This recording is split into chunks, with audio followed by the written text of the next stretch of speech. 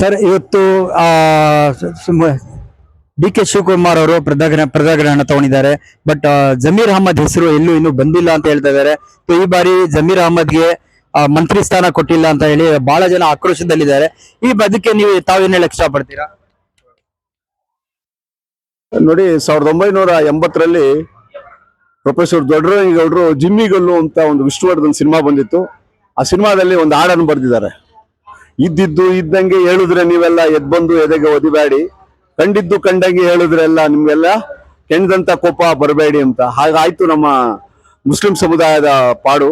ಜಮೀರ್ ಅಹಮದ್ ರವರು ಇಡೀ ಕರ್ನಾಟಕಕ್ಕೆ ಮುಸ್ಲಿಂ ಸಮುದಾಯದ ಅಲ್ಪಸಂಖ್ಯಾತರ ನಾಯಕ, ಇದರಲ್ಲಿ ಎರಡು ಮಾತಿಲ್ಲ. ಆದ್ರೆ ಎಲ್ಲೋ ಒಂದ್ ಕಡೆ ಜಮೀರ್ ಅಹಮದ್ ರವರನ್ನ ಬೇಕು ಅಂತಲೇ ಮುಸ್ಲಿಂ ಸಮುದಾಯದ ಕೆಲವು ನಾಯಕರು ಟಾರ್ಗೆಟ್ ಮಾಡ್ತಾ ಇದ್ದಾರೆ ಪರೋಕ್ಷವಾಗಿ ಅಂತ ಇದ್ರಂತೂ ಸಂದೇಶ ಅಂತೂ ಬಂದಿದ್ದಾಯ್ತು. ಮತ್ತೊಂದು, ಜಮೀರ್ ಅಹಮದ್ ರವರು ಯಾವತ್ತೂ ಸಹ ತಮ್ಮ ಬಗ್ಗೆ ಈ ಹುದ್ದೆ ಬೇಕು, ಆ ಸ್ಥಾನಮಾನ ಬೇಕು ಅಂತ ಕೇಳಿದ್ದಿಲ್ಲ. ದಾವಣಗೆರೆಯಲ್ಲಿ ಏನು ಮುಸಲ್ಮಾನರ ಬಗ್ಗೆ ಮಾತಾಡಿದ್ರು, ಅದು ಮುಸಲ್ಮಾನರಿಗೆ ಟಿಕೆಟ್ ಕೊಡಿ ಅಂತ ಕೇಳಿದ್ರೆ ವಿನಃ ನನ್ಗಾಗ್ಲಿ ಅಥವಾ ನನ್ನ ವಂಶಸ್ಥಕ್ಕಾಗ್ಲಿ ಕೊಡಿ ಅಂತ ಕೇಳಲಿಲ್ಲ. ಅದೇ ಒಂದು ದೊಡ್ಡ ಇಶ್ಯೂ ಅನ್ನು ಮಾಡಿ ಅದನ್ನ ಬೇರೆ ಮಟ್ಟಕ್ಕೆ ತಗೊಂಡೋಗಿ ಗೊಂದಲವನ್ನ ಸೃಷ್ಟಿ ಮಾಡಿ, ಆಗದೆ ಇರ್ತಕ್ಕಂಥವ್ರು ಅದ್ಯಾವುದೋ ಫೇಕ್ ಆಡಿಯೋವನ್ನ ಸೃಷ್ಟಿ ಮಾಡಿ ಇವತ್ತು ಇಷ್ಟು ಒಂದು ದೊಡ್ಡ ರಾದಂತವನ್ನು ಮಾಡಿ ಕರ್ನಾಟಕದ ರಾಜಕೀಯದಲ್ಲಿ ಒಂದು ಅಲ್ಲೋಲ ಕಲ್ಲೋಲವನ್ನು ಸೃಷ್ಟಿ ಮಾಡಿ ಜಮೀರ್ ಅಹಮದ್ ರವರನ್ನ ಹಿನ್ನಡೆ ಆಗೋ ತರ ಮಾಡಿದ್ದಾರೆ. ಖಂಡಿತ ಇದರಲ್ಲಿ ಫಲಿಸಲ್ಲ. ಯಾಕೆಂದ್ರೆ ಕಾಂಗ್ರೆಸ್ ಪಕ್ಷ ಇವತ್ತು ಕರ್ನಾಟಕದಲ್ಲಿ ಅಧಿಕಾರದಲ್ಲಿದೆ ಅಂದ್ರೆ ಅದಕ್ಕೆ ಮುಸಲ್ಮಾನರವರ ಕೊಡುಗೆ ಅಪಾರವಾದದ್ದು, ಅದರಲ್ಲಿ ಜಮೀರ್ ಅಹಮದ್ ರವರ ನಾಯಕತ್ವದ ಕೊಡುಗೆ ಅಪಾರವಾದದ್ದು. ತಮಗೆಲ್ಲ ಗೊತ್ತಿದೆ, ಕರ್ನಾಟಕದಲ್ಲಿ ಇರ್ತಕ್ಕಂಥ ಎಲ್ಲ ಕ್ಷೇತ್ರಗಳಲ್ಲಿ 49 ಕ್ಷೇತ್ರಗಳಲ್ಲಿ ಮುಸಲ್ಮಾನರ ಪಾತ್ರ ಅನಿವಾರ್ಯ. ಮುಸಲ್ಮಾನರು ಯಾವ ಪಕ್ಷಕ್ಕೆ ಮತವನ್ನು ಕೊಡ್ತಾರೆ ಆ ಪಕ್ಷ ಗೆಲ್ತದೆ. ಅಂತಹ 49 ಕ್ಷೇತ್ರಗಳಿದಾವೆ ಕರ್ನಾಟಕದಲ್ಲಿ. ಆ 49 ಕ್ಷೇತ್ರಗಳಲ್ಲೂ ಸಹ ಜಮೀರ್ ಅಹಮದ್ ರವರ ವರ್ಚಸ್ಸಿದೆ. ಹಾಗಾಗಿ ಜಮೀರ್ ಅಹಮದ್ ರವರನ್ನ ನಾನು ಹೇಳ್ತೀನಿ, ಅವರು ಮೊದಲನೇ ಪಟ್ಟಿಯಲ್ಲೇ ಇರಬೇಕಾಗಿತ್ತು. ನಮ್ಮ ಏನು ಪದಗ್ರಹಣ ಆಯ್ತು ಡಿ ಕೆ ಶಿವಕುಮಾರ್ ಅವರು, ಆ ಪದಗ್ರಹಣದಲ್ಲಿ ಅವರ ನಿಜವಾಗ್ಲೂ ಜಮೀರ್ ಅಹಮದ್ ರವರು ಅವರ ಪ್ರಮಾಣ ವಚನವನ್ನು ಮಾಡಿದ್ರೆ ಇಡೀ ಮುಸ್ಲಿಂ ಸಮುದಾಯಕ್ಕೆ ತುಂಬಾ ಸಂತೋಷ ಆಗ್ತಾ ಇತ್ತು. ಇಡೀ ಕರ್ನಾಟಕದ ಮುಸಲ್ಮಾನರಲ್ಲಿ ಒಂದು ಸೂತಕದ ಛಾಯೆ ಆವರಿಸಿದೆ. ಯಾಕೆಂದ್ರೆ ಕರ್ನಾಟಕದಲ್ಲಿ ಮುಸಲ್ಮಾನರು ನಾಯಕರು ತುಂಬಾ ಇರ್ಬೋದು, ಯುಟಿ ಕಾದಲ್ಲಿ ಕೊಟ್ಟಿರ್ಬೋದು, ಆದ್ರೆ ಮುಸಲ್ಮಾನರ ಬಗ್ಗೆ ಯಾವುದೇ ಒಂಥರ ಸಮಯ ಬಂದಾಗ, ಸಮಸ್ಯೆಗಳು ಬಂದಾಗ ಅದ್ರ ಬಗ್ಗೆ ಏರು ಧ್ವನಿಯಲ್ಲಿ ಮಾತಾಡುವಂತ ಯಾರಾದ್ರೂ ಒಬ್ಬ ನಾಯಕರಿದ್ರೆ ಅದು ಜಮೀರ್ ಅಹಮದ್ ರವರು ಮಾತ್ರ.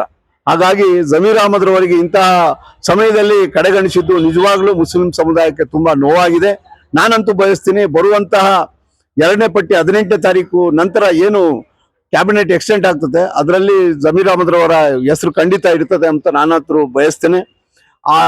ಹಾಗಾಗದೇ ಇದ್ರೆ ಮುಂದೆ ಬರುವಂತಹ 28ರ ಚುನಾವಣೆ ಏನಿದೆ ಅದರಲ್ಲಿ ಮುಸಲ್ಮಾನವರ ಏನು ಅನ್ಯಾಯ ಆಯ್ತು ಅದಕ್ಕೆ ತಕ್ಕ ಉತ್ತರವನ್ನ ಮುಸ್ಲಿಂ ಸಮುದಾಯ ಕೊಡ್ತದೆ.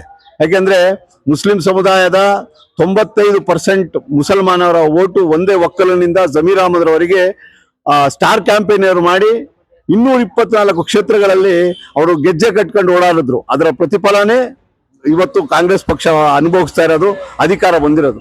ಅಂತ ಜಮೀರ್ ಅಹಮದ್ ರವರಿಗೆ ಕ್ಷುಲ್ಲಕ ಕಾರಣಗಳಿಂದ ಇದನ್ನ ಏನೋ ಇದೇ ಆಗ್ಬೇಕು ಅಂತ ಹೇಳಿ ಅವರು ಕ್ಷುಲ್ಲಕ ಕಾರಣವನ್ನು ಇಟ್ಕೊಂಡು ಜಮೀರ್ ಅಹಮದ್ ರವರಿಗೆ ಇವತ್ತು ಹಿನ್ನಡೆ ಮಾಡಿರೋದು ಮುಸ್ಲಿಂ ಸಮುದಾಯಕ್ಕೆ ತುಂಬಾ ನೋವುಂಟಾಗಿದೆ. ಹಾಗಾಗಿ ಎಲ್ಲ ಮುಸ್ಲಿಂ ಸಮುದಾಯದ ನೋಡಿ, ವಕ್ಫ್ ಬೋರ್ಡ್ ಅಲ್ಲಿ ಸುಮಾರು 6,000 ಮಸೀದಿಗಳಿದೆ. 6,000 ಮಸೀದಿಗಳ ನೇರ ಒಡನಾಟವನ್ನ ಯಾರಾದ್ರೂ ಒಬ್ಬ ಮುಸ್ಲಿಂ ಮುಖಂಡ ಇಟ್ಕೊಂಡಿದ್ರೆ ಅದು ಜಮೀರ್ ಅಹಮದ್ ರವರು ಮಾತ್ರ. ಎಲ್ಲಾ ಮಸೀದಿಗಳಲ್ಲೇ ಆಗಿರ್ಬೋದು ಅಥವಾ ಚರ್ಚ್ಗಳಾಗಿರ್ಬೋದು ಅಥವಾ ದೇವಸ್ಥಾನಗಳಾಗಿರ್ಬೋದು, ಜಮೀರ್ ಅಹಮದ್ ರವರು ಯಾವತ್ತೂ ಸಹ ಇದನ್ನ ಭೇದ ಭಾವ ಆಗಿ ಪರಿಗಣಿಸಲಿಲ್ಲ.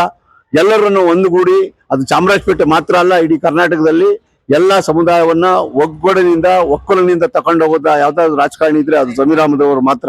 ಹಾಗಾಗಿ ಜಮೀರ್ ಅಹಮದ್ ರವರ ಇಂದೊತ್ತು ಜಮೀರ್ ಅಹಮದ್ ರವರಿಗೆ ಕಡೆಗಣಿಸಿ, ಜಮೀರ್ ಅಹಮದ್ ರವರನ್ನ ಯಾಕೆ ಕಡೆಗಣಿಸಿದ್ದಾರೆ ಅಂತ ಜನಗಳಿಗೆ ಅದ್ರ ಉತ್ತರ ಕೇಳ್ತಾ ಇದ್ದಾರೆ.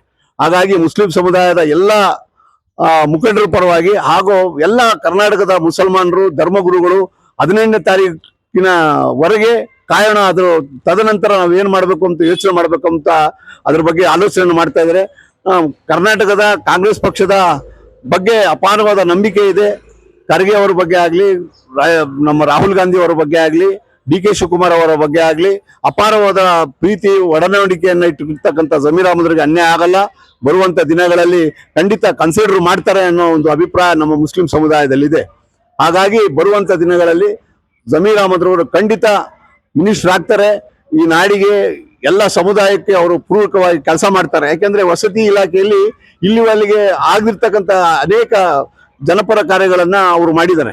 ಹಾಗೆ ಅಲ್ಪಸಂಖ್ಯಾತರ ಶಾಲೆಗಳಾಗಿರ್ಬೋದು, ಸ್ಕೂಲ್ಗಳಾಗಿರ್ಬೋದು, ಅವ್ರು ಯಾವ ಮಟ್ಟಕ್ಕೆ ತಗೊಂಡೋಗಿದ್ದಾರೆ. ಹಾಗೆ ವಕ್ಫ್ ಬೋರ್ಡ್ ಅಲ್ಲಿ ಉಮೀದ್ ಅಂತ ಏನಿತ್ತು ಒಂದು ಸೆಂಟ್ರಲ್ ಗೌರ್ಮೆಂಟ್ ನ ಒಂದು ಸ್ಕೀಮು, ಅದ್ರ ಪ್ರಕಾರ ಎಲ್ಲ ದಾಖಲೆಗಳನ್ನ ಅಪ್ಲೋಡ್ ಮಾಡುವುದ್ರ ಮೂಲಕ ಎಲ್ಲ ಎನ್ರೋಲ್ಮೆಂಟ್ ಮಾಡಿಸಿದ್ದಾರೆ. ಇಂತಹ ಒಂದು ಅನೇಕ ಕಾರ್ಯಗಳನ್ನು ಮಾಡಿ ಮೆಚ್ಚುಗೆಯನ್ನು ಗಳಿಸಿರ್ತಕ್ಕಂಥ ಒಬ್ಬ ಮಂತ್ರಿನ ಮೊದಲನೇ ಪಟ್ಟಿಯಲ್ಲಿ ಇಲ್ದಿರ್ತಕ್ಕಂಥದ್ದು ನಿಜವಾಗ್ಲೂ ನಮಗೆಲ್ಲ ನೋವು ತಂದಿದೆ. ಈ ನೋವು ನನಗೆ ಮಾತ್ರ ಅಲ್ಲ, ಇಡೀ ಮುಸ್ಲಿಂ ಸಮುದಾಯಕ್ಕೆ ಆಗಿದೆ. ಹಾಗಾಗಿ ಬರುವಂತ ದಿನಗಳಲ್ಲಿ ನಮ್ಮ ಕಾಂಗ್ರೆಸ್ ಪಕ್ಷ ಏನಿದೆ ಅದನ್ನ ಜಮೀರ್ ಅಹಮದ್ ರವರನ್ನ ಕನ್ಸಿಡರ್ ಮಾಡ್ತದೆ. ಬರುವಂತ ದಿನಗಳಲ್ಲಿ ಅವರು ಖಂಡಿತ ಮಂತ್ರಿ ಆಗ್ತಾರೆ ಅನ್ನೋ ಭಾವನೆ ಅಂತೂ ಇದೆ. ಅದಕ್ಕೋಸ್ಕರ ಇಡೀ ಕರ್ನಾಟಕದ ಮುಸ್ಲಿಂ ಬಾಂಧವರು 18ನೇ ತಾರೀಕುವರೆಗೆ ಕಾಯ್ತಾ ಇದ್ದಾರೆ. ಆ ತದನಂತರ ಅದನ್ನ ನೋಡಿ ಏನ್ ಮಾಡ್ಬೇಕು ಅಂದ್ರೆ ಯೋಚನೆ ಮಾಡ್ಬೇಕಾಗ್ತದೆ ಅಂತ ನಾನಾದ್ರೂ ಬಯಸ್ತೇನೆ. ನಮಸ್ಕಾರ. ನನ್ನ ಹೆಸರು ಬ್ಯಾಂಕ್ ಶಫಿ, ಪಾದರಾಯನಪುರ.